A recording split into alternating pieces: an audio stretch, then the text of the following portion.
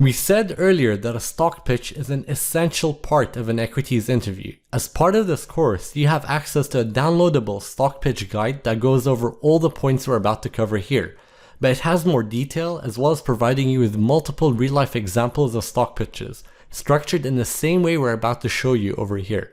So while we're going to provide you with an overview, please check out the stock pitch guide if you want to learn a lot more and see some real-life examples.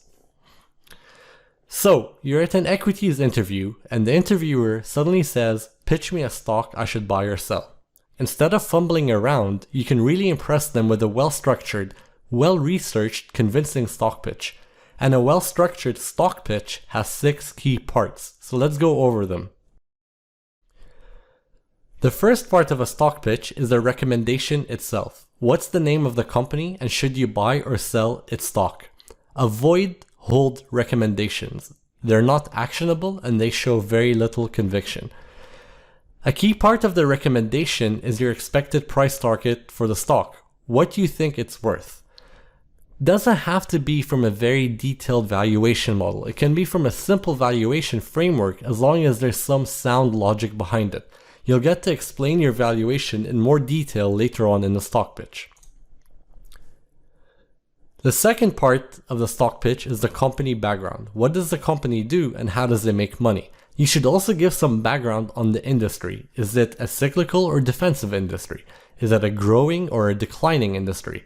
What's the level of competition and who are the company's main competitors? You should also talk about and mention the company's current valuation multiples.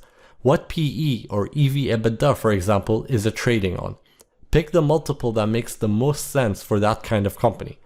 Now, how do these valuation multiples compare to the company's history, to its peers?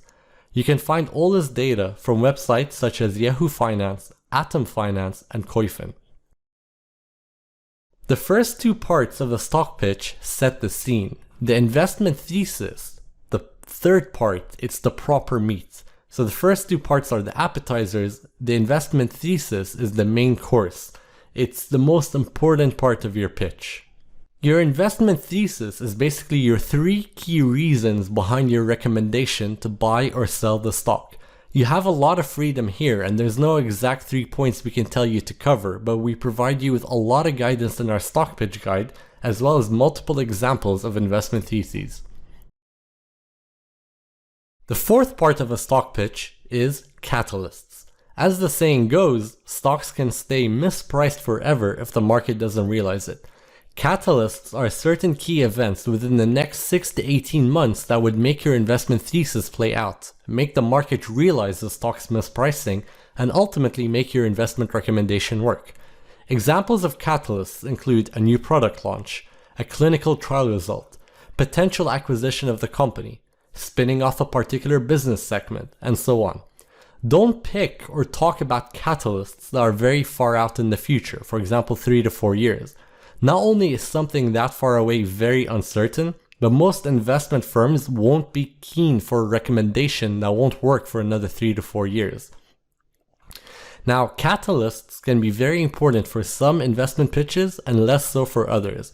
For example, a catalyst is essential when pitching a short idea, but much less essential if you're pitching a high-quality, long-term compounder as a buy idea. That's because if you're short a stock with no catalysts, then the stock price can keep on grinding higher until you're eventually wiped out. A high-quality long-term compounder, on the other hand, can see its share price gradually increase over time with no specific catalysts. The fifth part of the stock pitch is the stock valuation. What is a stock worth and how did you arrive at this number? Once again, a simple valuation framework is fine as long as it makes sense in 2 ways. The valuation method chosen is appropriate and your assumptions are sensible. We elaborate more on these with examples in the stock pitch guide. Finally, the last part of a stock pitch is potential risk factors. Investing is all about risk management, and if you haven't thought about the risks in your stock pitch, then you're not demonstrating that you're a proper investor. So, what could go wrong at the company level that would cause the stock to move in the opposite direction to your recommendation? Focus on company-specific things and not on general risks such as the entire stock market going down, because that would impact all companies and not just yours specifically. You can get ideas for risks from the company's annual report where it lists its biggest risk factors, or you can think about your own stock pitch. What if one of your thesis points is wrong? What if your catalysts never materialized? And so forth. It's not enough to just talk about risk factors, but you should talk about ways to mitigate your losses should those risks materialize. For example, one way to hedge a short is by buying out-of-the-money call options. That way, if the stock shoots up for some reason, let's say it gets acquired, then you can limit your losses. Another example is opposing positions in sector ETFs or competitors. Let's say you're pitching an oil company as a buy. One of the risks you face is a big fall in the oil price that would negatively impact all oil companies. To hedge against this, you can short an ETF that tracks the performance of a basket of oil companies.